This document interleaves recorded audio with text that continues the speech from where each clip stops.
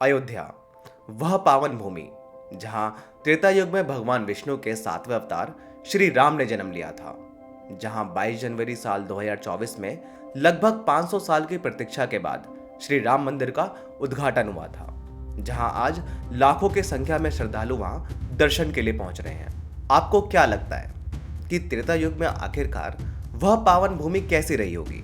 क्या वह समृद्ध थी या फिर हमें सब कुछ गलत दिखाया जाता रहा है? और यदि त्रेता युग, श्री राम और अयोध्या की बात हो ही रही है, तो फिर लंका, जिसे उस समय सोने की नगरी कहा जाता था, तो उसकी बात क्यों ना हो? क्या सच में पूरी लंका सोने की थी? और उसे सोने का बनाया किसने था? और फिर वह रावण के पास कैसे पहुंची? और यदि वह सोने की नहीं थी तो उसे बताया क्यों जाता है? आज की इस वीडियो में इन्हीं कुछ तथ्यों के बारे में हम चर्चा करेंगे। बस इसके लिए यह वीडियो आपको अंत तक देखनी होगी।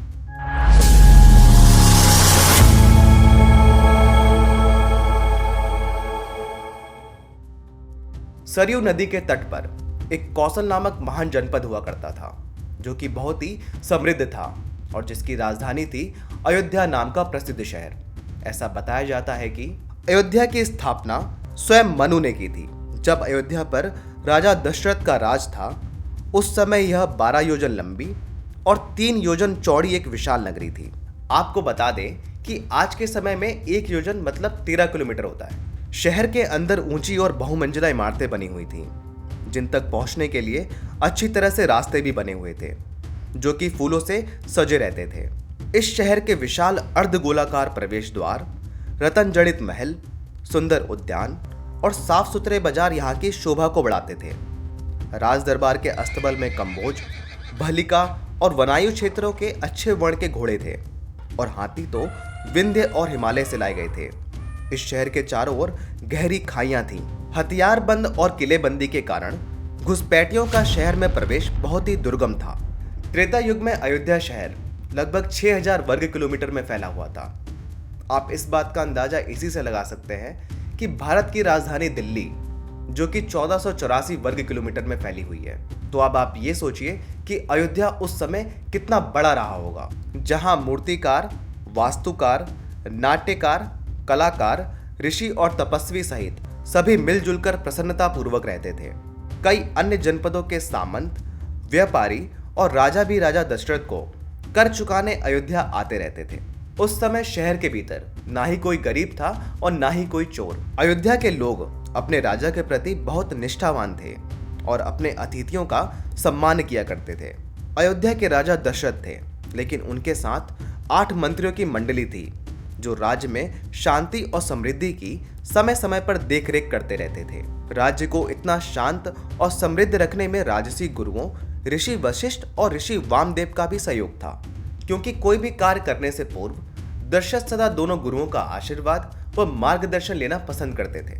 जितनी समृद्ध उस समय अयोध्या थी, उतने ही समृद्ध वहां के निवासी थे और उतने ही समृद्ध वह शक्तिशाली अयोध्या के राजा दशरथ थे। और कानून व्यवस्था इतनी कड़ी व निष्पक्ष थी कि दोषी पाए जाने पर मंत्री भी अपने पुत्रों को स्वयं दंडित किया करते थे, जिससे कि निर्दोष लोगों को सजा ना मिले।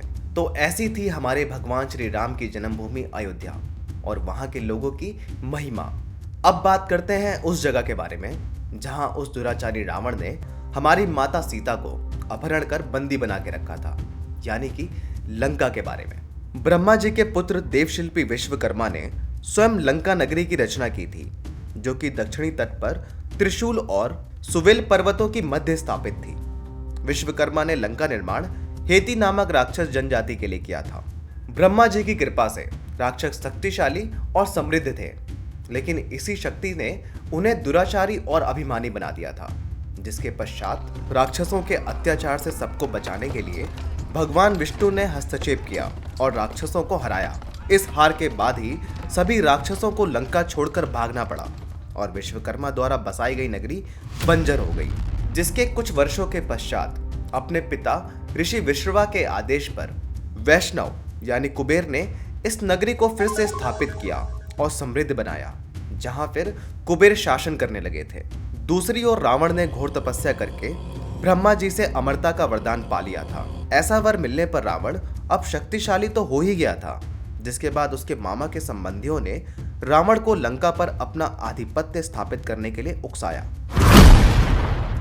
रावण ने पहले तो इस विचार को अस्वीकार कर दिया, क्योंकि कुबेर रावण के बड़े भाई थे और वह हमेशा से ही अपने भाई बहनों के प्रति बहुत स्नेही थे। लेकिन उन सभी संबंधियों का उकसाना जारी रहा, जिससे रावण को यह विश्वास हो गया कि राक्षसों के साथ अन्याय हुआ है और लंका देवों की नहीं बल्कि राक्षसों की है, और यदि वह लंका पर आधिपत्य स्थापित कर लेता है तो वह उसका शासक भी बन जाएगा। जिस कारण रावण ने कुबेर के पास अपने दूत के हाथों एक संदेशा भेजा, जिसमें लिखा था कि यह लंका नगरी पहले राक्षसों की थी, जिनका नेतृत्व मेरे नाना सुमाली करते थे, तो उचित यही होगा कि तुम राक्षसों को इसे वापस लौटा दो, जिनका इस पर वास्तविक अधिकार है।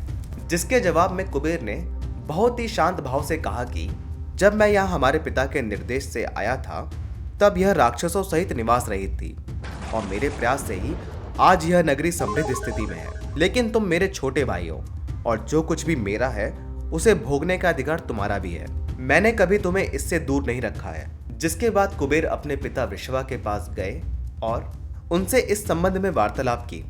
तब ऋषि ने बताया कि रावण ने पहले भी मुझसे यह मांग की थी, और मैंने उसे चेतावनी भी दी थी कि यदि इस तरह से तुम लंका पर आधिपत्य स्थापित करोगे तो तुम उसके पतन का कारण बनोगे।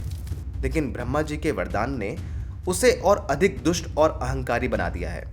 तो मेरे विचार से तुम यह लंका नगरी अपने भाई रावण को दे दो और तुम कैलाश चले जाओ।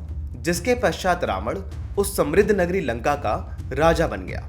त्रिकूट पर्वत के ऊपर बसा यह शहर सुंदर जंगलों, सभी प्रकार के फलों फूलों से लदे बगीचों और झीलों से भरा हुआ था। सोने की दीवारों ने इस शहर को चारों तरफ से घेरा हुआ था, जिसके भीतर पहाड़ जैसी सफेद हवेलियां और ऊंची ऊंची मीनारें थी, जिससे यह शहर आसमान में तैरता हुआ प्रतीत होता था। इस नगरी में राक्षस वास करते थे, इसीलिए जहां कुछ घरों से वैदिक मंत्रों का जाप सुनाई देता था, वहीं कुछ घरों में मद्यपान के नशे में धुत राक्षसों की आवाज भी साफ साफ सुनाई देती थी। शहर में घरों को रोशन करने के लिए असंख्य दीप भी जलाए जाते थे, जिससे रात में यह नगरी अद्भुत प्रतीत होती थी। लंका नगरी की शोभा उस समय देवताओं के राजा इंद्र के अमरावती से बिल्कुल भी कम नहीं थी। तो आप हमें बताइए कि आप अयोध्या और लंका के बारे में पहले से ये सब जानते थे? कमेंट करके जरूर बताएं और इस वीडियो को ज़्यादा से ज़्यादा शेयर करें। लेकिन क्या आप लंका के राजा रावण के कुछ अज्ञात सत्यों के बारे में नहीं जानना चाहेंगे? तो इस लिंक पर क्लिक करके जान सकते हैं।